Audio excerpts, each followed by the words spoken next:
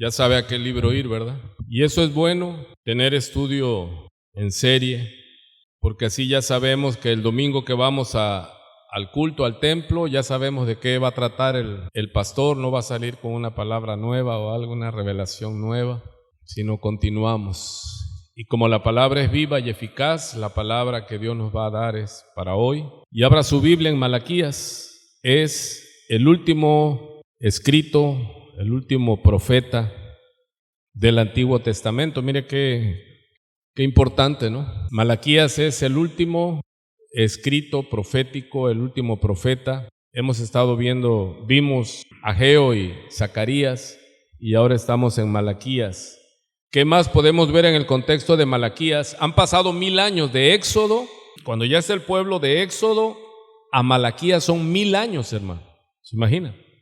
Donde Dios ha hablado a su pueblo y vemos esa historia, esa relación de Dios con su pueblo Israel, al que Él escogió. Y uno pudiera decir, bueno, todo esto es para Israel, y hay muchos que caen en ese error de decir, bueno, es que está el Dios del Antiguo Testamento y el Dios del Nuevo Testamento. No hay dos dioses, es el único Dios. Pero tiene que haber siempre, para que podamos entender nosotros, debe existir todo este principio y toda esta secuencia, hermano, porque como he dicho muchas veces, si nosotros llegamos a la Biblia y no hubiera, por ejemplo, el libro de Hechos y solo fueran los evangelios y de ahí Romanos, nos preguntaríamos, ¿y quién es este Pablo que escribe aquí a los romanos? Pero el libro de Hechos, que es un libro histórico, nos narra la transición de el pueblo de Israel a la Iglesia universal del Señor Jesucristo, al pueblo, a las naciones, porque Dios ya le había profetizado a Abraham que en él serían benditas todas las naciones de la tierra, ¿sí? Pero él escogió a Israel para mostrar su amor. Por eso dice en 1 Corintios 10 que todo lo que está escrito, lo que le sucedió a Israel, ¿para quién es? Dice, para nosotros. ¿Quiénes somos nosotros? O sea, a los que nos han alcanzado los fines de los tiempos. Que Dios es atemporal, o sea, nosotros estamos en este tiempo, nosotros estamos en el tiempo está en Jehová, ¿me expliqué? O sea, Jehová es atemporal, Él no tiene principio ni final, Él es el eterno. Así que para Dios todo sucedió y está sucediendo a la vez. Dios no está en el tiempo está en Él. El sol y la luna, Dios lo creó para marcar las estaciones y los días, las semanas, los meses y los años para nosotros. Dios el tiempo no lo puso para Él. Dios no está regido por el tiempo está en Él. Nosotros estamos en el tiempo. Por eso dice que en Zacarías 14, cuando dice que vendrá un día en el cual habría una luz, aunque pasaran muchas horas del día en donde diría uno, ya debe entrar la noche, dice que la noche no se pondrá. ¿Por qué? Porque en ese día ya no habrá ese tiempo, ya no habrá sol, ya no habrá luna para medir las estaciones. Por eso dice que ya no iba a haber verano, ya no iba a haber invierno, sino siempre iba a estar la bondad de Dios. Así pues que Dios prepara a un pueblo, escoge un pueblo para que nosotros le conociéramos a Él. ¿Cómo es que conocemos a Dios? A través de su relación con Israel, ¿sí? ¿Cómo escogió a Israel? Conocemos que es un Dios de misericordia, y es lo que vimos el miércoles pasado, cuando Él les dice que Él los ha amado y ellos estaban muy lastimados. ¿Se imagina? Que cuando estás en lo más álgido de la prueba, en lo más terrible de tu situación, donde estás quebrado económica, físicamente, en tu salud, emocionalmente, cuando se abaten sobre ti una y otra tormenta y que alguien te diga, pero Dios te ama, usted pudiera también responder como respondió el pueblo, ¿en qué nos has amado? Mira cómo estamos, bajo esclavitud, viviendo mal. Y vemos que el pueblo le responde a Dios amargamente, ¿sí? en amargura, le dicen, ¿qué nos has amado? Y muchos de nosotros, sin duda, en un tiempo de nuestras vidas le expresamos esto al Señor. ¿En qué nos has amado? De hecho, viene a mi mente una poesía de un escritor mexicano, creo era, que hablaba que escribió el personaje de Pito Pérez, y pone en la boca de Pito Pérez una poesía que decía, ¿y qué le debo al sol? Dice, o sea, refiriéndose al de arriba. ¿Qué le debo al sol? Dice, por haberme calentado. Si de niño fui huérfano y de grande fui soldado, dime, ¿qué le debo al sol por haberme calentado? Igual así le dice Israel a Dios, ¿en qué nos has amado? Porque si nos hubieras amado, en otra situación estaríamos. Pero ellos, algo que es gracia, lo querían tornar obligación. O sea, que Dios tiene la obligación de amarnos, no. Dios nos ama por gracia. No es obligatorio. No es obligatorio que Dios tenga que amarnos. Dios nos ama ¿de qué? Dice la Escritura, de puritita gracia. ¿Por qué nos ama Dios? Porque Él quiere. Él quiere amarte, pero no es su obligación amarte. Es más, si vamos en justicia, no debería amarnos. ¿Cuántos dicen, Dios no debería amarme a mí? Dios no debió enviar a Cristo a la cruz del Calvario por mí, porque yo sé cómo soy. Yo no sé tú, hermano, no quiero prejuzgar a la ligera, pero yo sí me conozco. Y no antes como mundano, no, ahora como cristiano. Lucho. Y si vamos a justicia, Dios no debería amarme. Así que Él no nos ama obligadamente, hermano. Pero Israel en ese momento estaba ¿qué? Estaba airado y decía, ¿cómo dice que nos ama? Y mira cómo estamos. Hermano, aquí ¿qué se muestra? Lo que vimos y aprendimos en Zacarías 13, la idolatría. ¿Cuál es la idolatría que permea en la humanidad y en la iglesia? Que venimos a Dios diciéndole ¿qué? Bendíceme, dame. Somos ególatras, latros, adoración, ego, uno mismo, nos adoramos a nosotros mismos. Y creemos que Dios tiene la obligación de amarme. ¿Cuántos dicen, Si Dios queremos que sea justo, hermano, no tocamos nada de oportunidad. ¿Cuántos le dan gracias a Él? Que Él nos ama sin merecerlo. Y no es su obligación amarnos, porque si hablamos de justicia, su obligación sería quemarnos en el fuego del infierno. Pero Él nos ama. ¿Cuántos dicen, ay, Señor, tú me amas? No merezco tu amor, pero tú me amas. Esa es su gracia. Recuerde que el amor es gracia, es un regalo. ¿Y cómo debemos responder a un regalo? Gracias. ¿Y cuál es el pecado que estuvimos viendo el miércoles próximo pasado? La ingratitud. Menospreciar las cosas de Dios.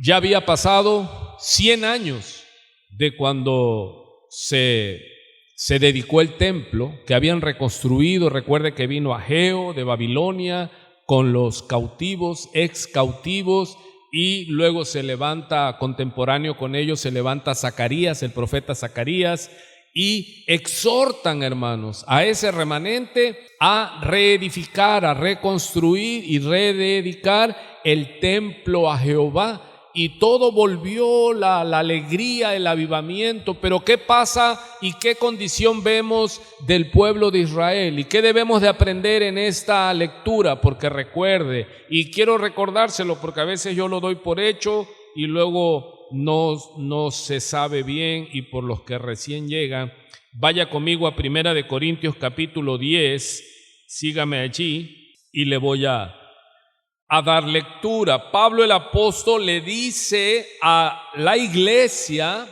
y a los judíos que ya estaban en la iglesia gentil, 1 Corintios capítulo 10, y mire que habla claramente que una de las razones por las cuales Israel no entró a la tierra de promesa, por la cual cayeron y perecieron en el desierto, fue por infieles. ¿Qué es infidelidad?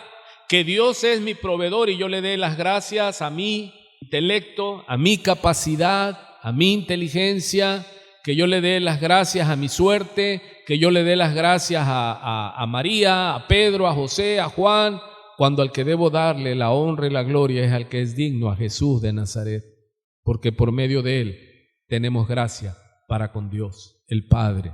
Así que Israel es reprendido por idólatra. Ese es un problema, hermano. ¿Qué es lo que quería Israel en esta lectura de Malaquías? Que Dios los amara, y ellos sacaban en sus cuentas que Dios no los amaba, porque ellos ya estaban, ¿qué? Deprimidos, amargados, al grado que ya menospreciaban la mesa del Señor, al grado que ya menospreciaban el ser pueblo de Dios, porque Dios los escogió. Él dijo: tú eres mi pueblo, yo te amé, con amor eterno te he amado. Pero Israel pensaba que era obligación solo de Dios. Amado, el amor es ¿qué? De ida y vuelta. Porque amar en una pareja que uno solo ame, ¿qué? Pues es locura, es una quimera. No, el amor es ¿qué? Dice que debemos amar a Dios porque Él nos amó primero. O sea, Dios nos dio amor, no el amor humano, porque el amor acaba. Aunque digan que el amor no acaba, el amor acaba. Pero el amor de Dios no acaba, hermano. Nunca deja de ser el amor de Dios. Entonces, en una relación es así, hermano. Pero Israel solamente quería a Dios como un ídolo, que un ídolo está para mi servicio. Y por eso aquí Pablo vuelve a traer a colación la historia de Israel. ¿Y qué le dije? De Éxodo a Malaquías pasaron 1000 años. ¿Y qué vemos en ese milenio?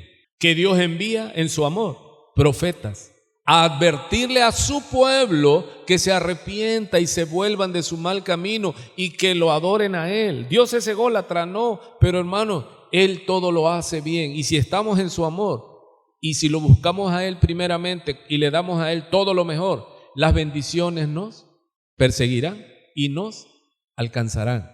Amado, ¿para qué peleas con eso? Sirve a Dios.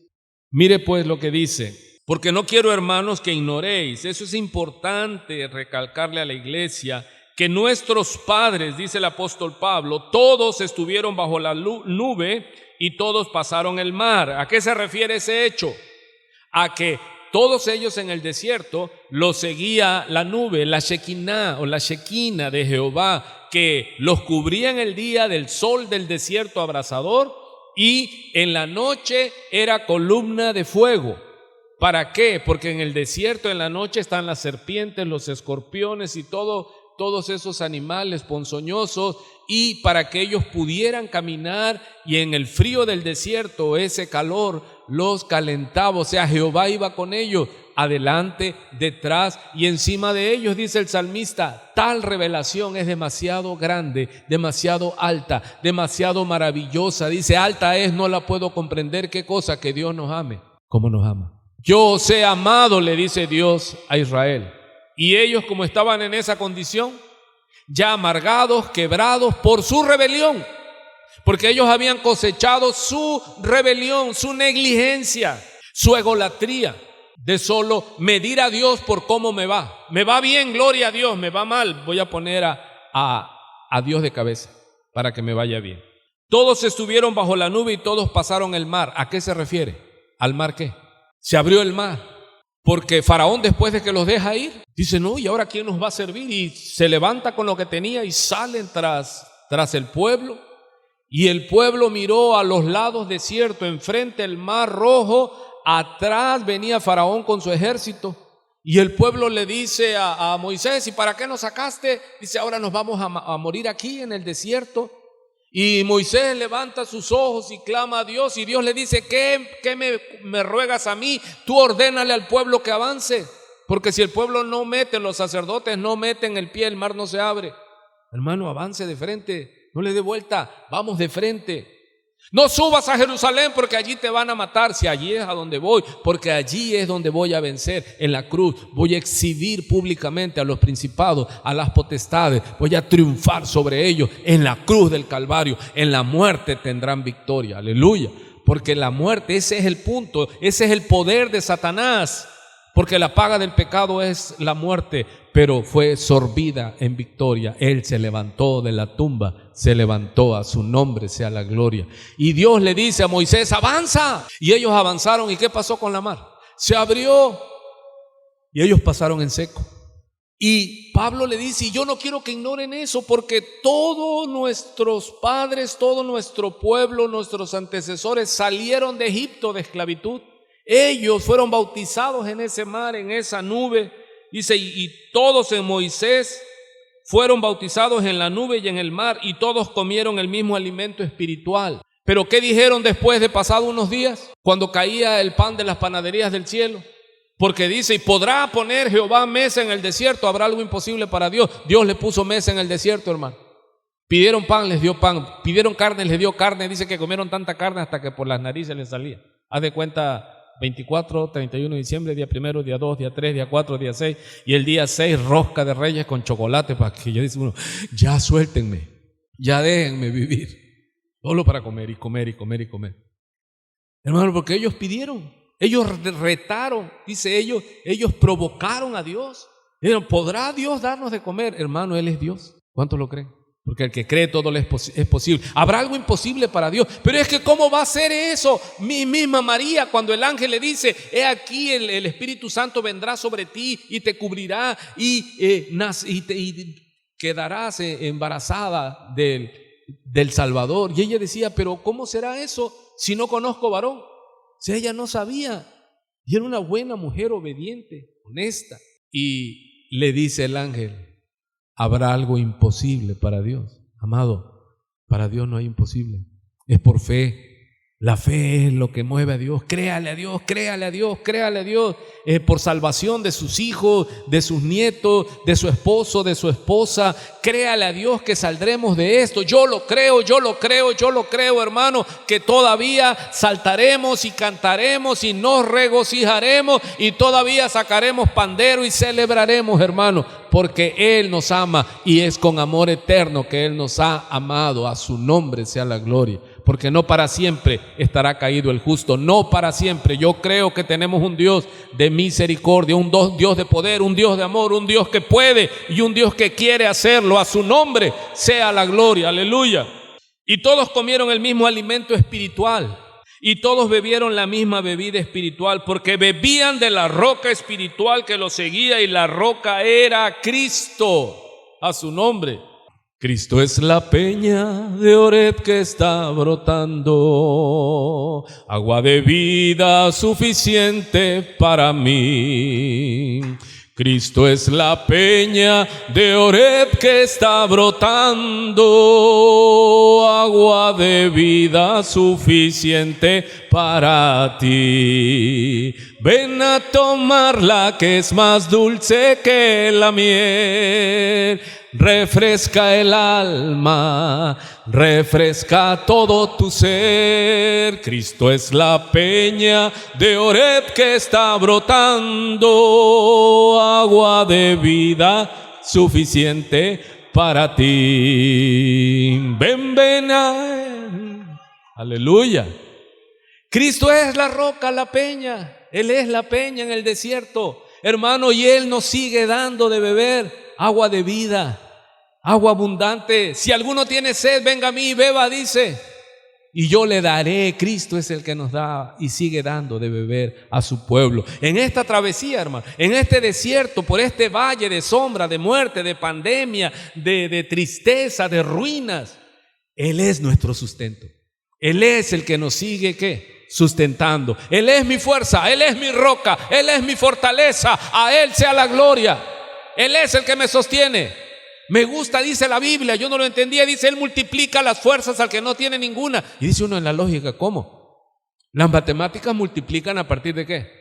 De punto mínimo que haya, y ahí empieza la multiplicación. Pero Él dice que Él multiplica las fuerzas, ¿a quién? Al que está en cero. Aleluya. O sea, cuando dices tú, Señor, estoy fundido, ¿cuánto hay? No hay nada, ni reserva hay en mi tanque, Señor. Yo te multiplicaré, dice el Señor. Y de ahí empezamos para arriba, hermano. Aleluya. Gloria sea al Señor. Dice, pero de los más de ellos, oiga, no se agradó Dios, por lo cual quedaron postrados en el desierto. O sea, allí murieron. Porque les faltó ¿qué? Obediencia, fe, creerle a Dios. Era un pueblo rebelde. Para todo se levantaban contra Moisés y contra Aarón y les decían: para eso nos sacaste de Egipto, si allí estábamos sentados sobre las ollas de comida. Mentira, eran esclavos en Egipto. Así hay mucha gente que ve: no, pastor, si yo antes, cuando no era cristiano, me iba bien, yo tenía dinero, mucho dinero, todos querían estar conmigo. Pues sí, porque te robaban, te abusaban, te robaban tu dinero, tu trabajo, tu salud.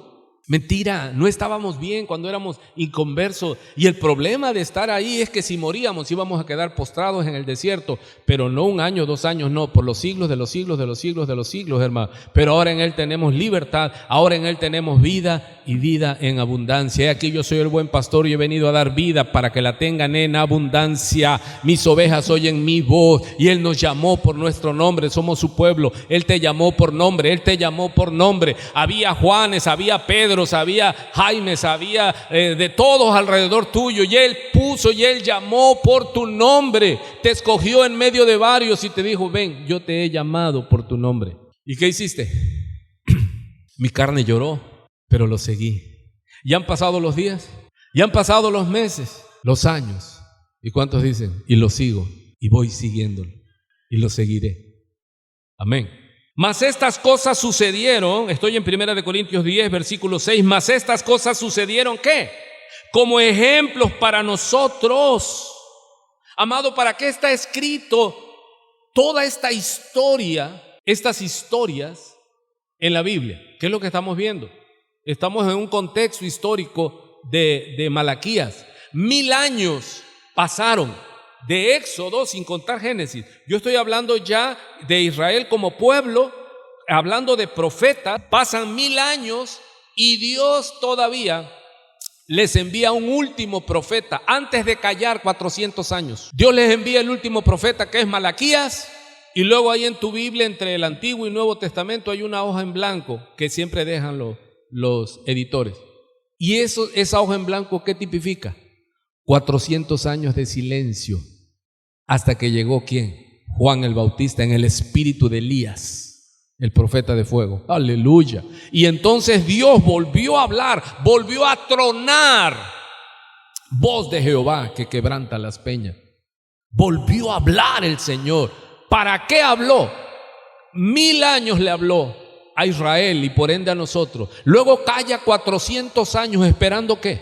Y Él habla. ¿Y qué es lo que dice Juan el Bautista cuando ve a Jesús Nazareno? Él es, dice, Él es el prometido. En todos estos 1000 años de profecía, Él es. He aquí el Cordero de Dios que quita el pecado del mundo. El Salvador está en la tierra. A su nombre sea la gloria. Y aquí hay un pueblo que le conoce. Amén. ¿Le conoce usted? Usted conoce a Jesús. Él es mi Rey. Le conoce a Él. Multiplicó los peces y los panes. Él da vista a los ciegos, resucita a los muertos. Se llama Jesús. Pregunto, ¿le conoce usted? ¿O solo lo conoce de oídas o de letra? Pero ¿cuántos dicen: yo le conozco? Él rompió mis cadenas, me dio vida eterna y ahora le sirvo y le sigo todos los días hasta que Él venga o yo vaya, lo que suceda primero.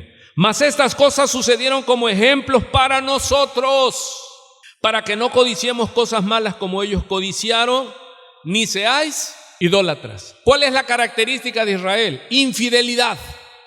¿Cuál es la característica mía? Infidelidad. Dios es fiel, yo soy infiel. ¿Cuántos me acompañan en esto? Hermano, el problema no es Dios, el problema soy yo. Yo soy infiel.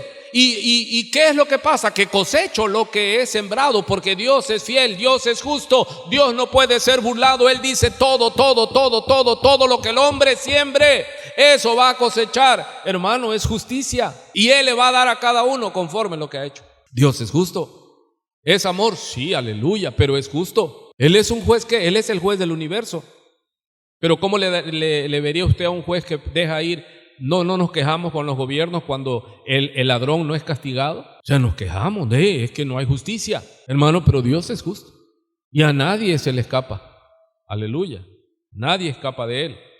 Dice: ni seáis idólatras como algunos de ellos. Según está escrito, se sentó el pueblo a comer y a beber y se levantó a jugar. ¿Qué significa eso? Hermano, gente simple que no toma nada en serio, pusilánime, que solo quiere ¿qué? Fiesta. Por eso todo el año tienen fiesta, día de esto, día del otro, día de aquello, y le dice, bueno, pero ya vamos a trabajar, vamos a orar, vamos a ayunar, vamos a predicar, vamos a pasar tiempo con Dios. No, juego, comida y fiesta. Eso es lo que queremos. Usted ve que a las fiestas nadie falta, hermano. Pero usted invita a una santa convocatoria y dígale, vamos a orar y ayunar. Pues ahí ora y ayuna usted solo, hermano, porque a la gente no le gusta eso. Ni forniquemos como algunos de ellos fornicaron y cayeron en un día 23,000, imagínense. Ni tentemos al Señor como también algunos de ellos le tentaron y perecieron por las serpientes. Ni murmuréis como algunos de ellos murmuraron y perecieron por el destructor. Mucha gente en la iglesia como pueblo de Dios cree que puede murmurar de Dios y de las cosas que Dios hace y seguir como si nada. No, aquí dice que los que murmuraron cayeron postrados en el desierto. Y estas cosas, subráyelo si la Biblia es suya. Estoy en 1 Corintios 10:11 y vuelve a decir lo que dijo en el verso 6. Y estas cosas les acontecieron, vuelve a decir ¿qué? Como ejemplo, y están escritas para amonestarnos, llamarnos la atención vehementemente a nosotros, a quienes han alcanzado los fines de los siglos. Amado, ¿para qué está escrita toda la historia bíblica? Para nosotros. Todo lo que está recopilado, la historia de Dios con su pueblo, de Dios cómo trata con su creación. ¿Para qué es? Es una linda historia para que la contemos a nuestros hijos antes de dormir. No, hermano, es para que no caigamos en tal y tamaña rebelión, en tal y tamaña desobediencia como Israel cayó. Líbrenos el Señor, que no aprendamos lecciones, hermano. Amado, tenemos que aprender las lecciones. Por eso están allí. Yo voy a la Biblia y aprendo ¿qué? Lo que no debo de hacer. A veces estoy viendo los falsos profetas. Dice mi esposa, ¿y qué le ves a esa gente? Le digo, es que estoy viendo para que no se me olvide lo que no debo de hacer. Porque también se aprende de eso, de lo malo, de ver la astucia para engañar, para mentir, para tergiversar la palabra de Dios. Y uno dice, wow, qué astuto es. Y no solo hombres, hay mujeres también predicando y astutas, muy inteligentes, pero no es la sabiduría que viene de lo alto, sino es la sabiduría animal, terrenal, diabólica, que la usan para manipular a la gente. Así que, verso 12, el que piensa estar firme, el que crea que está firme y no escucha y no lee la palabra de Dios y lo que le pasó a gente como David. Hermano, usted oye la historia de David y dice, wow, David mató al gigante, David esto, David aquello, conquistó del linaje de David, vino Cristo, sí, pero David se descuidó un día en el cual los reyes van a la guerra, él no fue. Hermano, hoy es domingo y dice Hebreos 10:25, no dejando de congregarse como algunos tienen por costumbre, y cuánto más cuando veis, hermano, usted ve que el día se acerca, ¿sí o no? No dejando de congregarse como algunos tienen por costumbre, no le está diciendo al mundo, le está diciendo a la iglesia. Y esos que se dejan de congregar, ¿qué? Que por esto, que por el otro, que me salió un barrito en la nariz, que me duele tantito aquí, me duele allá. Pero si le dices, vamos a la fiesta, eso no hay poder humano que los detenga de ir a la fiesta. Y si es de gratis, más. Entonces, mi amada familia, nosotros es para nosotros. Nosotros debemos leer y aprender de la historia bíblica. Para eso está. Dice, así que el que piensa estar firme, mire que no caiga. Y todavía nos da una palabra de aliento. No nos ha sobrevenido ninguna tentación que no sea humana.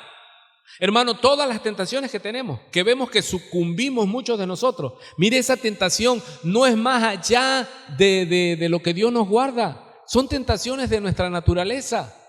Pero fiel es Dios, dice, sí, me está acompañando. Pero fiel es Dios, dice, que no os dejará ser tentados más de lo que podéis resistir, sino que dará también, juntamente con la tentación, ¿qué? La salida para que podáis soportar. Por tanto, amados míos, huid de la idolatría. ¿Qué es esto, amado? Mire, usted y yo somos tentados, pero ¿sabe qué? No es una tentación inhumana o sobrehumana, es una tentación que todo ser humano en Cristo podemos vencer. ¿Sí? ¿Sí se oye? ¿Qué tentación? Le doy tiempo. Póngale usted su nombre. Tentación a adulterar, a robar, a mentir. Tentación a la pereza, a ya no querer avanzar, a no ir a la iglesia. ¿Cuántos les cree que le da la tentación de no venir al culto? Dice que el espíritu está presto más la carne. Y si hace frío, más vuelta da y más cobertor se echa encima. Y no quiere venir, dice, ay, es que eso de ir a la iglesia. Eso precisamente es el pecado que Dios le está demandando en Malaquías, el menosprecio.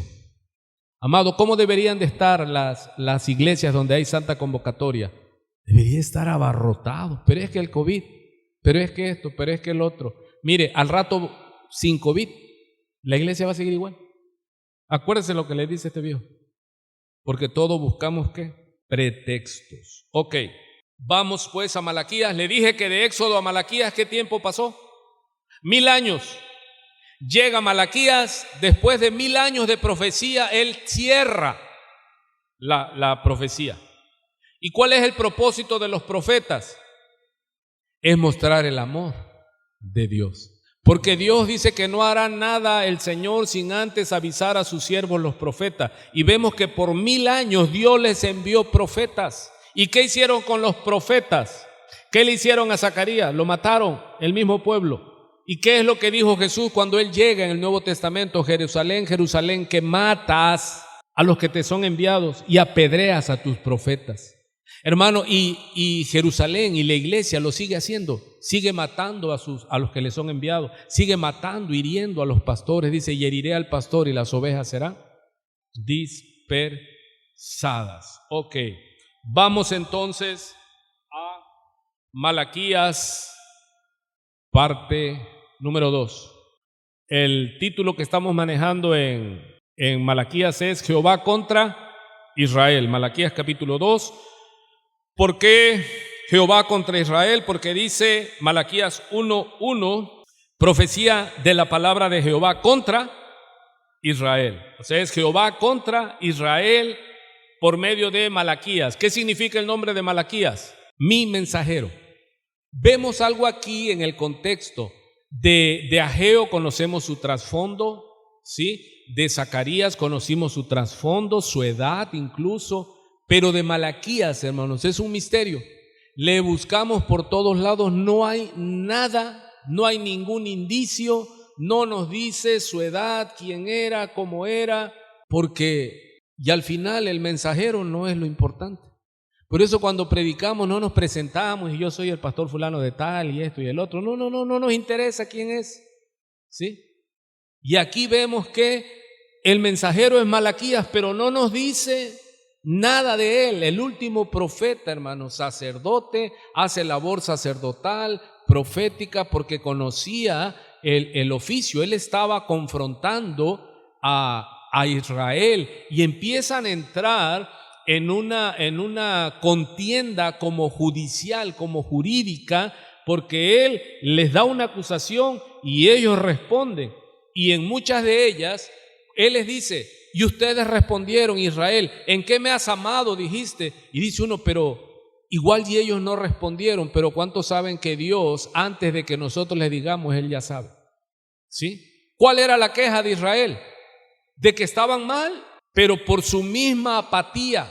Recuerde, el templo que se había rededicado tenía 100 años. Empezaron muy contentos y pasados 100 años, las generaciones que venían ya no tenían ganas. ¿Y cómo estaban? Si Dios no está en tu vida, usted lo sabe y yo lo sé. Si Dios no está en nuestra vida, ¿qué? Jesucristo dice, porque separado de mí nada podrás hacer. ¿Qué pasa cuando no tenemos comunión con Dios? Cuando no leemos, cuando no oramos, cuando no ayunamos, cuando no compartimos, cuando no nos reunimos como pueblo y cantamos. Hermano, el año de la pandemia que estuvo aquí cerrado, ¿cuántos andábamos como el ciervo que brama en el desierto por las aguas? Como el ciervo brama por las corrientes de las aguas. ¿Cuántos les decían? Así clama, oh, por ti, Jehová, el alma mía. ¿Hasta cuándo iré y me presentaré delante de ti como pueblo? Fue un año completo, hermano, que cerramos las puertas del templo. Y era una necesidad. Y el primer día que tuvimos culto, así estuvo de lleno. Era tan difícil contener la emoción porque esto es vida para nosotros. Para el hombre natural, dice eso, ¿a qué se reúne? Pero para nosotros, yo no vengo aquí por costumbre. Yo vengo aquí porque hay una presencia viva del Espíritu Santo, del Padre, del Hijo. Aquí Dios se manifiesta y nos podemos gozar y alimentar en su presencia. Pero imagínense ya cómo estaba Israel, hermano. Ya no asistían al templo y ya cuando iban, solo iban por cumplir. Y dice la narrativa del libro de Malaquías que ya llevaban cualquier cosa, ¿sí? Llevaban lo que les sobraba. Y vamos a ver todo eso. ¿Y qué es el punto allí? Que Dios le dice a través de Malaquías al pueblo, dice que ellos habían menospreciado su mesa. Cuando ya no le doy importancia a Dios, cuando vengo con lo que me sobra, y no estoy hablando de dinero, porque recuerde que Malaquías se ha usado ¿para qué? Tristemente, para pedirle dinero al pueblo. Y Malaquías es más que eso, es un libro grandísimo, es el último profeta, es Dios confrontando por amor a su pueblo, porque recuerde que no es obligado que Dios nos ame, eso es su gracia, así que tengamos cuidado con eso. Muy bien, vemos Jehová contra Israel y Malaquías dice, es amor de Jehová por su pueblo. Yo os he amado, dice Jehová. Seguimos ahí, hermano. Yo os he amado, dice Jehová, está en Malaquías, capítulo 2. Él les dice, yo os he amado, dice Jehová. ¿Y qué respondieron ellos? ¿En qué nos amaste? ¿Cómo estaban ellos, hermano? Por su propia conducta, ellos estaban secos. Ellos tenían la cosecha de su siembra. Y hay mucha gente que usted le dice, hermano, es que mira a Dios. ¿Y qué te van a decir? ¿Dónde está Dios? Si estoy enfermo. ¿Dónde está Dios si nadie me quiere? ¿Dónde está Dios si estoy endeudado? ¿Dónde está Dios si esto, si aquello, si el otro? Pero nada más ves tu parte que según tú te tocaba merecer. Pero ¿y tu parte de servicio? O sea, ¿le has dado a Dios? ¿Lo has honrado?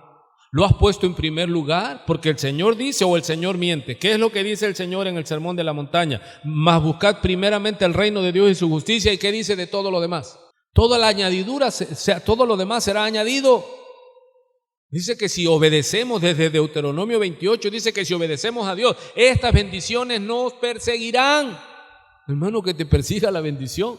Que tú digas, Señor, ya no me des tanto. No, sí, Señor, dame para dar. Dice que las bendiciones te perseguirán y te alcanzarán. Pero ¿cómo estaba Israel? Estaba quebrado, espiritual, emocional, físicamente. Ellos pensaban que por el hecho de tener el templo su vida iba a cambiar. No, no es el templo, es la dedicación a las cosas santas, a cómo yo cuido las cosas santas. Yo decía el miércoles pasado, estoy todavía en la repetición, que hay gente que olvida su Biblia aquí, hermano. Y si un mes, 2 meses no viene, ahí anda la Biblia. No anda rodando porque se cuidan, se limpian y se guardan, se sanitizan, se les quita todo lo satanizante. Pero no vienen, hermano, ahí la dejan. ¿Y qué es esto, hermano? ¿Voy a adorar y voy a hacer un culto de la Biblia? No, pero ¿debo qué? Apreciar este milagro que tengo, es la revelación de la voluntad de la palabra de Dios. Aleluya. Y dije yo el miércoles pasado, pero no hubieran dejado un celular porque paran el mundo, hermano. Pero dejan su Biblia, el otro domingo voy. ¿Y qué se infiere que hacen de lunes a domingo? ¿Qué leen? Nada, porque no tienen Biblia. ¿Sí? Yo os he amado, dice Jehová, y dijisteis, ¿en qué nos amaste? Y responde el Señor, ¿no era Esaú hermano de Jacob? Dice Jehová, llamé a Jacob y a Esaú aborrecí y convertí sus montes en desolación y abandoné su heredad para los chacales del desierto. Mire qué fuerte, hermano. Y eran mellizos y eran hijos de Isaac, Esaú y Jacob.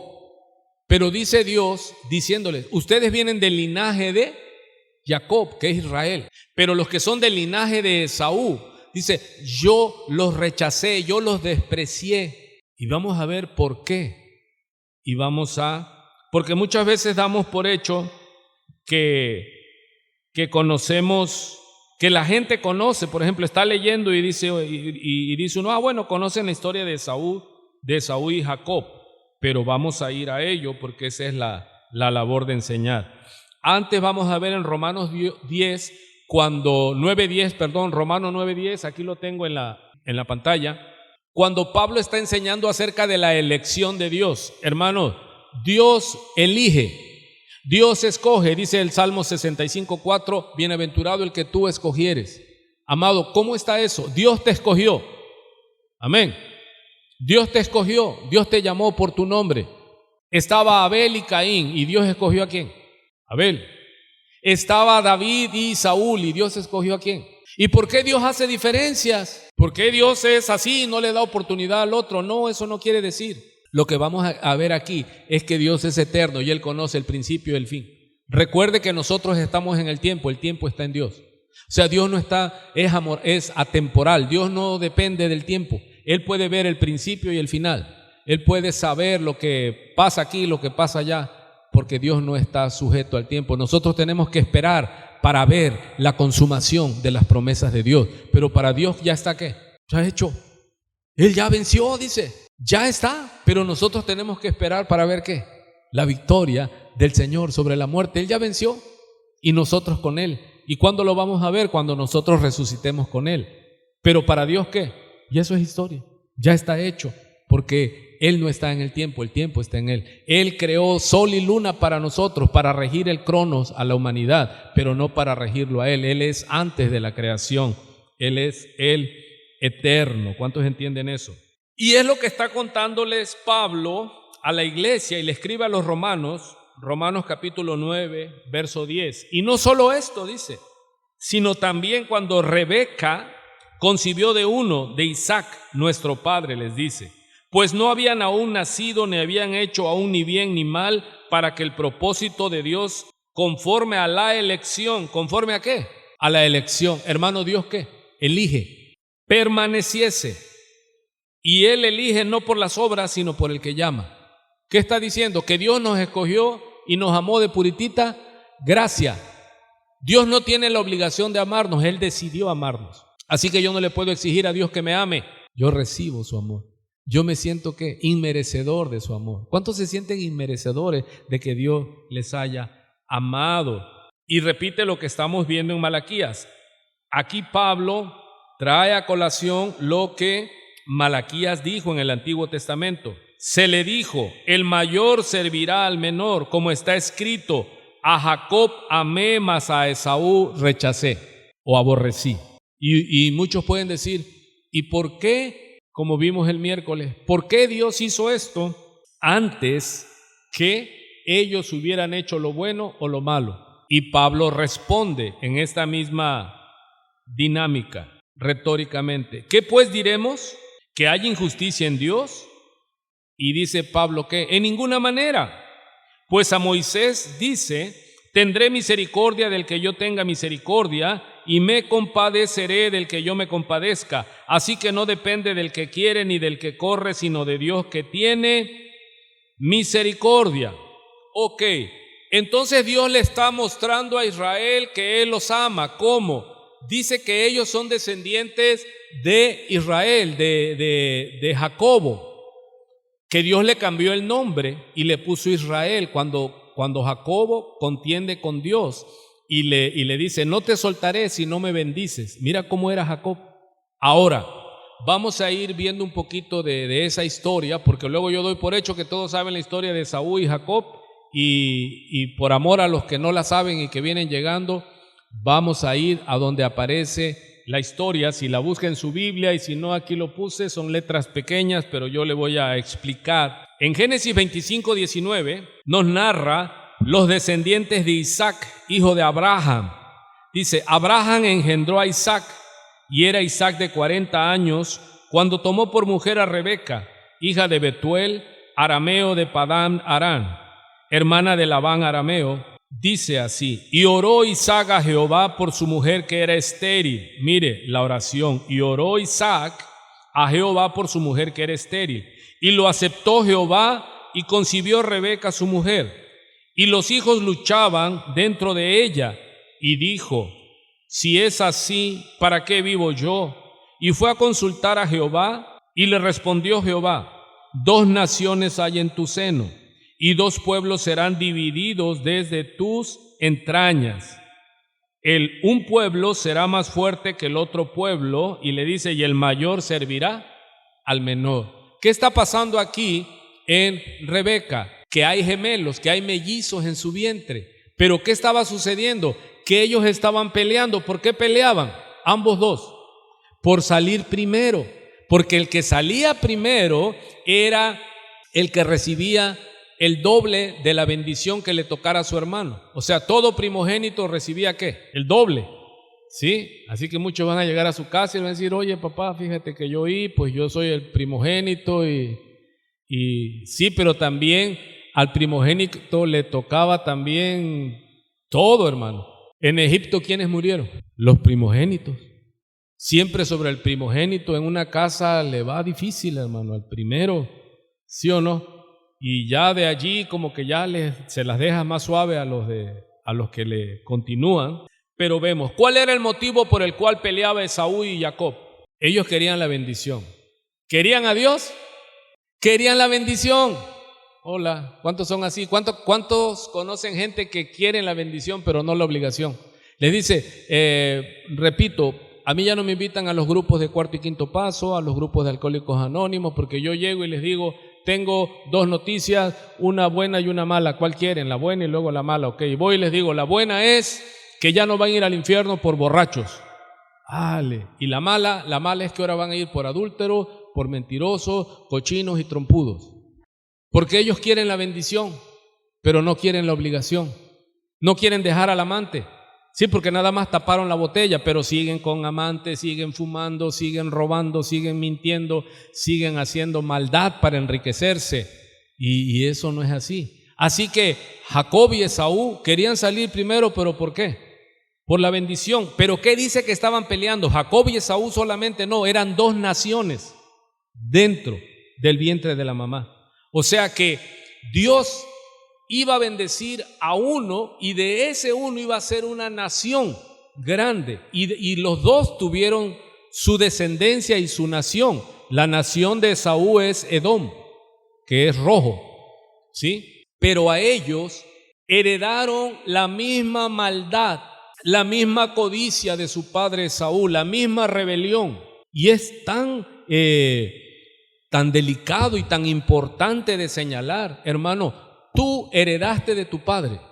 Lo malo que tienes, cosas que tienes, si eres mal hablado, seguro estoy porque tu papá era mal hablado o tu mamá era mal hablada. Y si eres muy, muy, muy mal hablado, seguro estoy que tu papá era mal hablado y tu mamá también. Pero tus hijos no van a heredar de sus abuelos, tus hijos van a heredar lo que tú has sido. Entonces, los hijos que salieron de Esaú salieron rebeldes, salieron menospreciadores de Dios, y lo vemos y lo vamos a ver aquí en la escritura, que ellos dicen, y nosotros construiremos, y Dios les dice, ustedes construyen y yo les destruyo. Ustedes hacen esto y yo les meto sequía. ¿Y cómo? ¿Por qué? Porque contra Dios no podrás. ¿Sí? Y Esaú no tenía aprecio por Dios, no tenía aprecio por las cosas de Dios, no tenía aprecio por la primogenitura. Sigue diciendo, y los hijos luchaban dentro de ella, y dice en el verso 24, cuando se cumplieron sus días para dar a luz, he aquí había ¿qué? Gemelos en su vientre. Recuerde que no habían los adelantos de ahora, sino que no se sabía si era hombre o mujer, pero vemos aquí que había gemelos en su vientre, y salió el primero rubio y era todo velludo como una pelliza, y llamaron su nombre Esaú, que quiere decir rojo, pelirrojo. Después salió su hermano. ¿Y cómo salió su hermano? Dice, trabada, o sea, agarrada como una garra, como un garfio, su mano al tobillo de Esaú, y fue llamado el nombre del otro Jacob. ¿Y sabe cómo quiere decir Jacob? ¿Qué significa Jacob? Engañador. Hermano, ¿quién era mejor, Esaú o Jacob? Pues yo viendo la historia, yo creo que el peor era Jacob. Era usurpador, era estafador, era todo un pillo de 7 suelas. ¿Y cómo Dios escogió a Jacob siendo un pillo de 7 suelas? Mira al que está a tu lado, luego te cuento su historia. Me la preguntas al terminar la prédica, ¿sí? Te voy a decir qué es lo que era. Y luego sigue diciendo, pues, entonces sí se dan cuenta que Dios le está diciendo a Israel, mira, yo desprecié a Esaú y amé a Jacob. ¿Y quién era mejor de los dos? Pues Esaú era más trabajador que Jacob. Esaú se iba a casar, hermano. No a casar de matrimonio, sino se iba a casar con arco y flecha para traer la comida. ¿Y Jacob qué hacía? Él se quedaba en casa. Él era de casa. Él se quedaba esperando que llegara la comida y le hiciera a Rebeca para darle de comer a Isaac y a él. O sea, era todo un tipo, hermano, todo un personaje. Cuando leas a Jacob, dice, no te queda más que decir, ay Dios, casi le faltó que le pusieran mi nombre. Pues sí, pero nosotros somos de esa descendencia. ¿Sí? Vea, logró salir Esaú primero, pero ¿quién iba detrás de él agarrado del tobillo? Dice, te vas, mangos, nos vamos, aquí vamos los dos. Ya iban peleando, ¿qué? La bendición. Querían a Dios, no, querían los beneficios de Dios, querían la bendición, no la obligación. Y luego dice que en el verso 27, crecieron los niños y Esaú fue diestro en la casa. Mire, hombre del campo, hermano. Pero Jacob, ¿qué era qué? Varón quieto, que habitaba en tiendas. O sea, el otro salía al sol a perseguir al venado, a cazarlo, a arriesgar la vida, pero Jacob era qué? Él era artista, él cantaba, componía canciones. No, él estaba, dice, pero Jacob era varón quieto, que habitaba en tiendas. Mira aquí, hermano. Y amó Isaac a Esaú. O sea que el papá amaba a uno y la mamá al otro. Esa es una casa dividida. ¿A cuántos han visto esas historias, hermano? Que tu papá da la vida por ti y tu mamá no tanto, o viceversa. Aquí vemos que Isaac amaba ¿a quién? A Esaú, porque decía, no, este es como yo, este es cazador, este va y busca el pan y trae, ese es mi hijo, decía Isaac. Pero Rebeca amaba ¿a quién? A Jacob.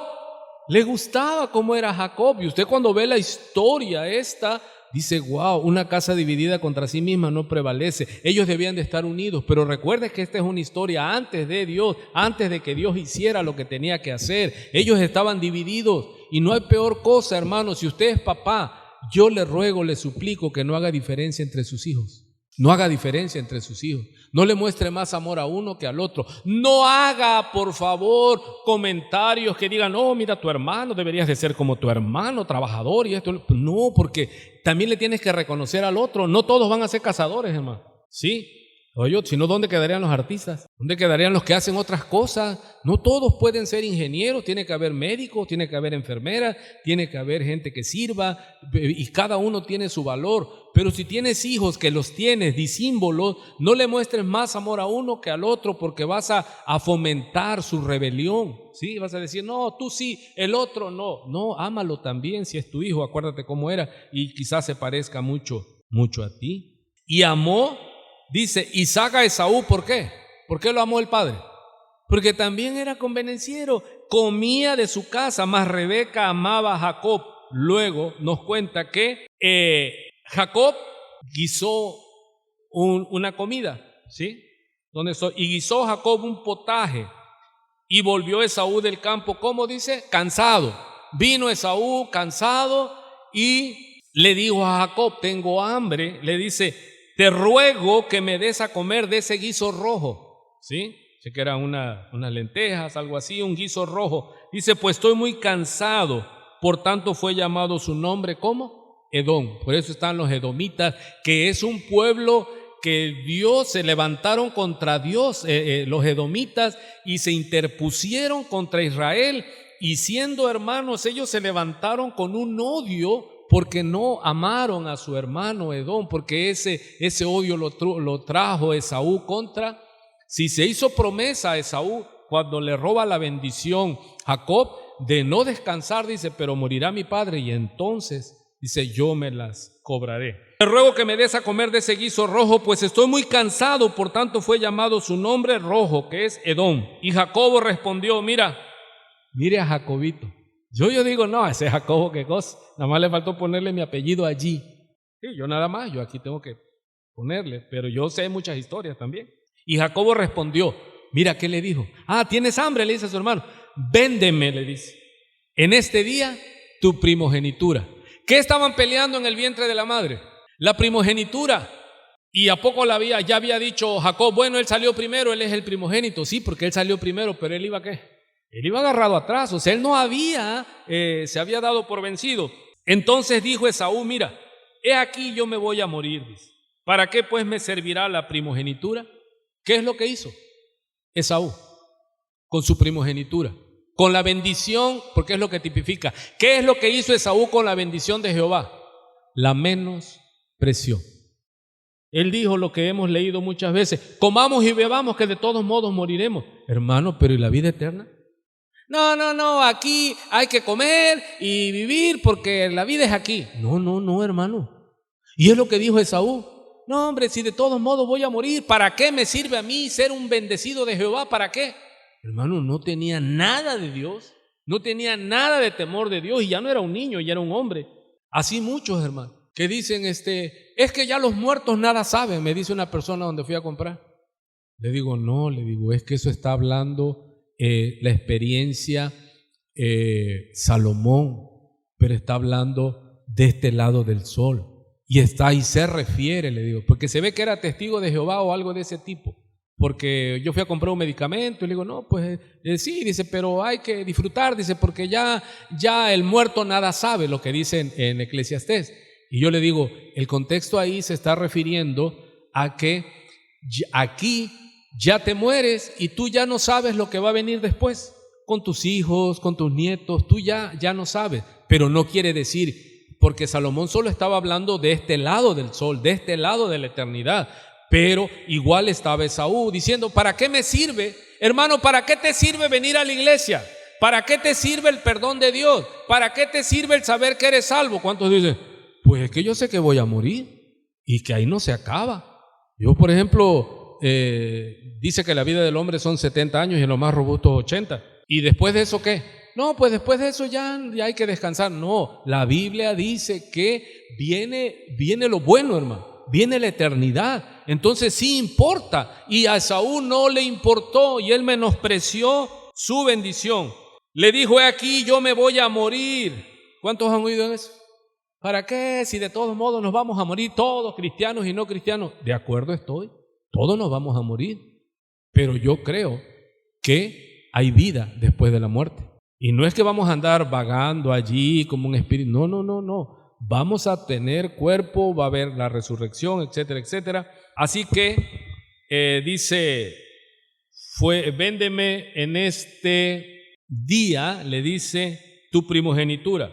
Entonces dijo Esaú, aquí yo me voy a morir, ¿para qué pues me servirá la primogenitura? Y dijo Jacobo, júramelo en este día. Y él le juró y vendió a Jacobo su primogenitura. Entonces Jacob dio a Esaú pan y del guisado de las lentejas, y él comió y bebió y se levantó y se fue. ¿Y qué dice ahí en letras grandes? Se lo puse: así menospreció Esaú la primogenitura. Y luego cuando usted en su casa lea la historia se va a dar cuenta que es verdad. Luego, cuando ya Isaac grande envejeció y ya iba a morir, le pidió a Esaú que fuera y le casara y le preparara como a él le gustaba, y él lo iba a bendecir antes de morir para darle la bendición de la primogenitura. Y Esaú pensó que la había vendido y la podía recuperar, pero no sabía que estaba también luchando contra otro que era ¿qué? Impostor. ¿Cómo se llamó? ¿Cómo le llamaba? ¿Cómo le pusieron a Israel primero? Jacob, que es impostor, porque él dice Esaú cuando se queja amargamente, él me robó la primogenitura. ¿Se la robó? Él la menospreció. ¿Se da cuenta? O sea, Dios le dice a Israel, yo amé a Jacob y desprecié a Esaú. ¿Por qué despreció Dios a Esaú? Porque Esaú lo iba a despreciar. O sea que Dios en su sabiduría ya sabía que Esaú lo iba a despreciar. Y él por eso en el vientre, dice Pablo en Romanos 9:10, que antes de que hubieran hecho lo bueno o lo malo, los dos, Dios escogió a Jacob, porque era más tramposo Jacob que Esaú. Dios lo escogió por tramposo, no, Dios lo escogió porque a pesar de todo, hermano, Dios se le manifestó, pero a pesar de todo, ¿sabe qué? Jacob se arrepintió y buscó a Dios, y le dijo, cuando se aferró a él, le dijo, no te suelto si no me bendices. O sea, él quería de Dios también, No era perfecto como todos los que llegamos, hermano. Pero ¿qué es lo que algo sí creo y sé? Yo sí quise de Dios. ¿Y cuántos dicen, por eso estoy aquí? Porque yo quise y quiero de Dios, hermano. Otros no sé qué pasó y lo despreciaron. Ay, con temor y temblor lo digo. Pero no hay mérito en nosotros, pero nosotros respondimos a la obra de Dios. Y aquí estamos, hermano. Y a veces nos desbarrancamos y hacemos, ¿pero qué? Señor, te seguiré. Vea lo que dice, ok, y ya la mamá Rebeca se da cuenta, oye lo que Isaac, el padre, le dice a su hijo, tráeme, dice, y se fue Isaac a cazar, ya emocionado, dijo mi papá, ya está para morir, me va a bendecir, y se fue a cazar. Pero en lo que se fue a cazar, ¿qué es lo que hizo Jacob, pero en contubernio con la mamá? Le dice Rebeca, Jacob, tráete un becerro aquí de la manada, no vayas a cazarlo, de aquí me lo traes rápidamente, yo lo voy a preparar como le gusta a tu padre y tú se lo vas a dar para que tu padre te bendiga. Hermano, sí o no, habían dos grupos ahí en la casa. Vea qué tremendo. Y Jacob inmediatamente lo hizo, y mire qué impostor es. Dice que hizo honor a su nombre, porque su hermano, ¿cómo dice cuando nació que era él? Su hermano era rubio, pero en el cuerpo que era velludo, ¿sí? Y Jacob era lampiño, se infiere.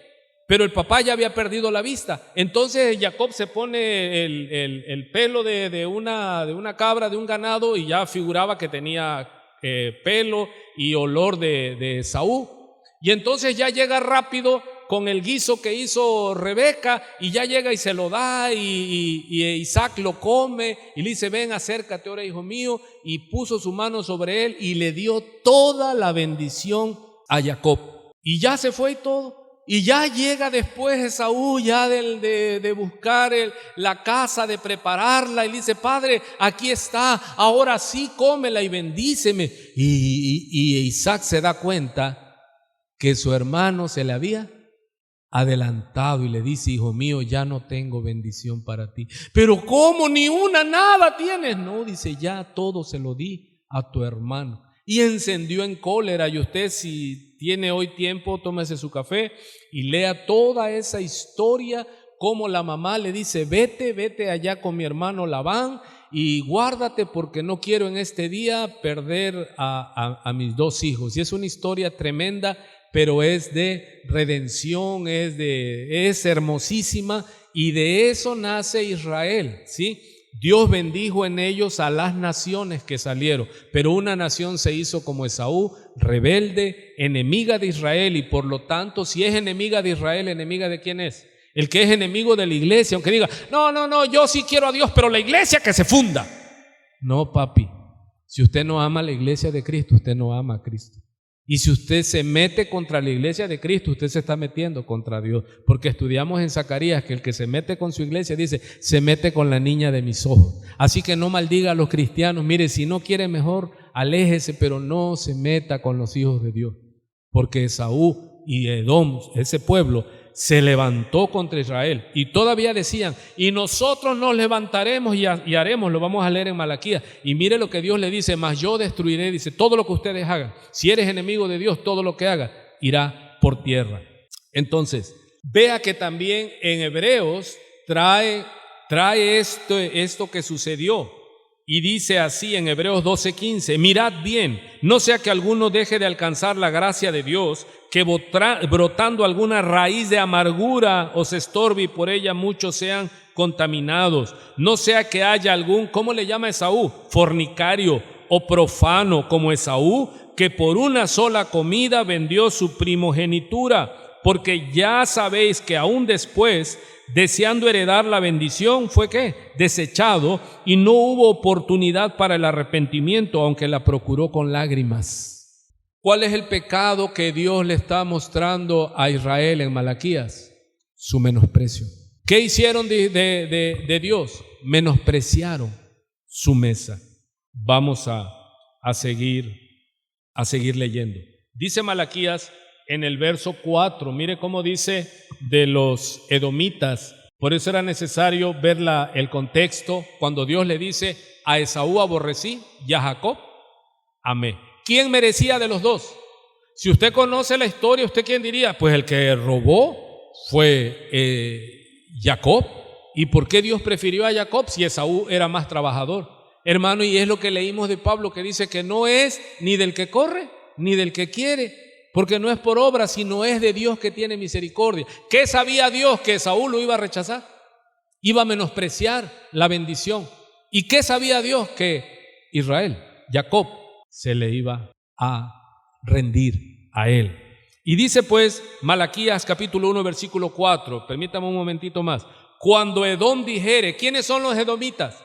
Es el pueblo la nación que viene de Esaú, rojo. Edom significa rojo. Cuando Edom dijere, nos hemos empobrecido, ¿pero qué? Mire el orgullo. O sea, estamos pobres porque ellos sabían que estaban contra Dios, pero ellos que dicen, aunque Jehová nos empobrezca, aunque Jehová nos detenga, volveremos a edificar lo arruinado.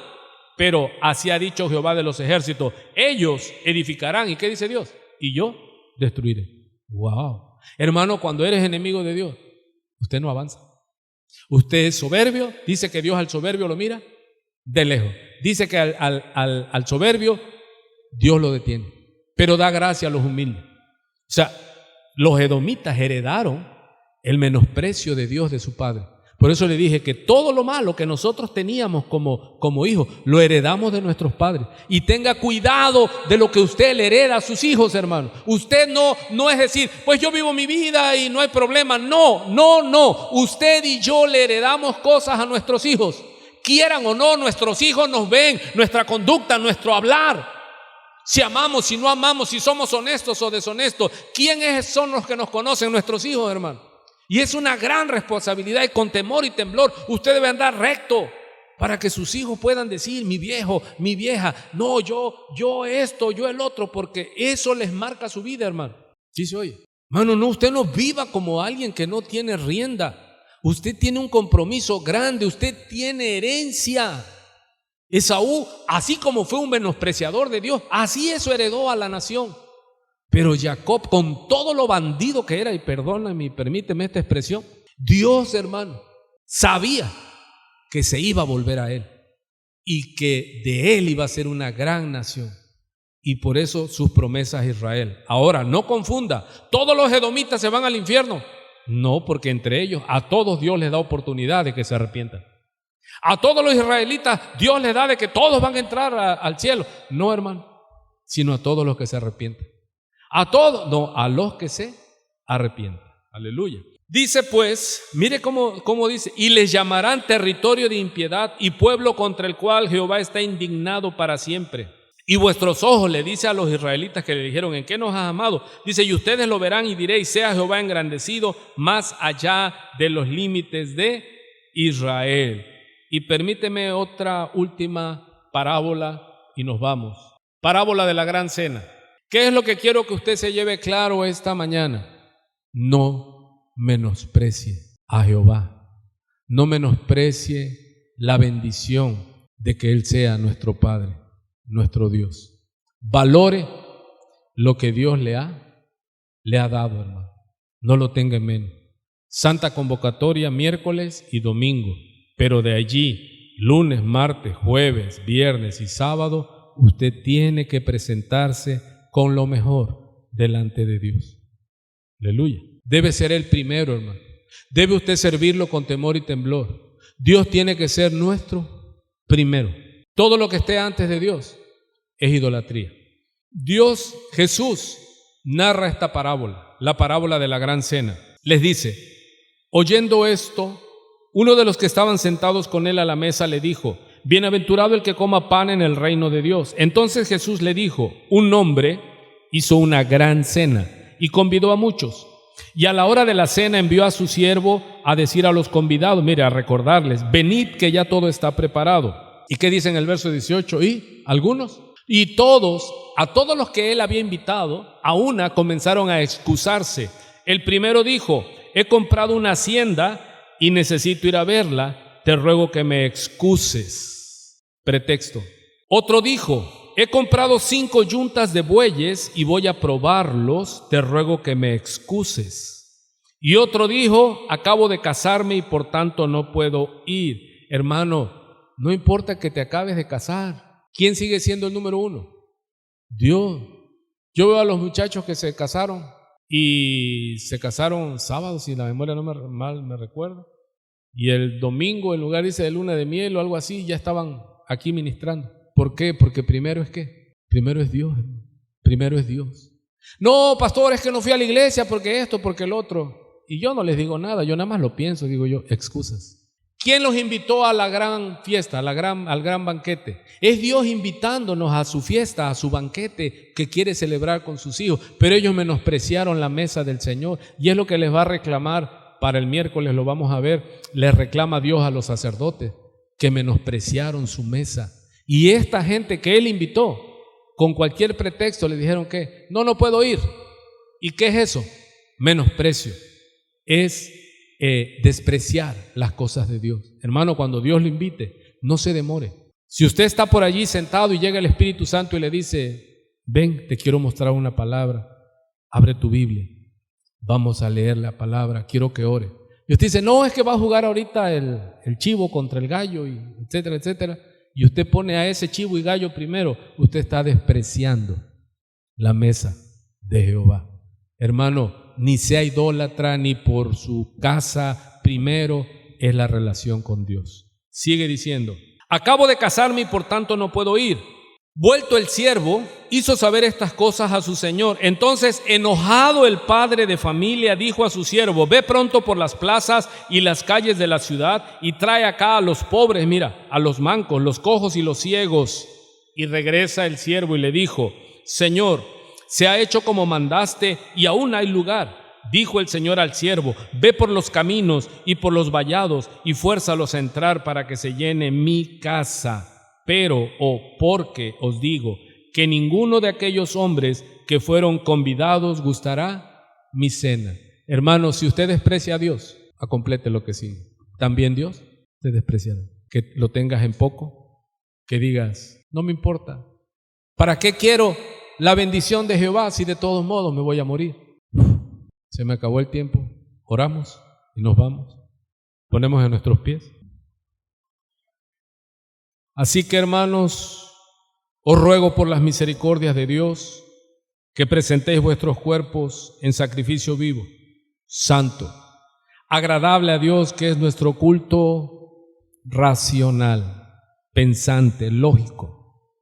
Hermanos, no despreciemos el llamado, no despreciemos el lugar de honra que Dios nos ha dado.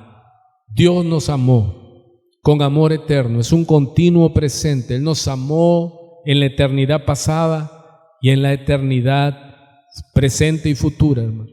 Él nos escogió y Él nos manda a que compartamos, y este tiempo que nos queda antes de ir con Él o que Él venga, a darle lo mejor, a rendirle lo mejor, a ser como Abel y no como Caín, que Caín menospreció a Dios y le llevó una ofrenda, dice, pero Abel escogió lo mejor y vio Dios con agrado a Abel y a su ofrenda, pero no miró con agrado a Caín y a la ofrenda suya. Amado, ofrécete tú, santo, limpio, lo mejor es para Él. Que Dios bendiga lo que resta de esta tarde, de este día del Señor, y que su palabra no vuelva a Él vacía, sino que cumpla, sino que haga para lo cual fue enviada. Que Dios te bendiga en el nombre del Padre, del Hijo y del Espíritu Santo. Y la iglesia decimos, amén.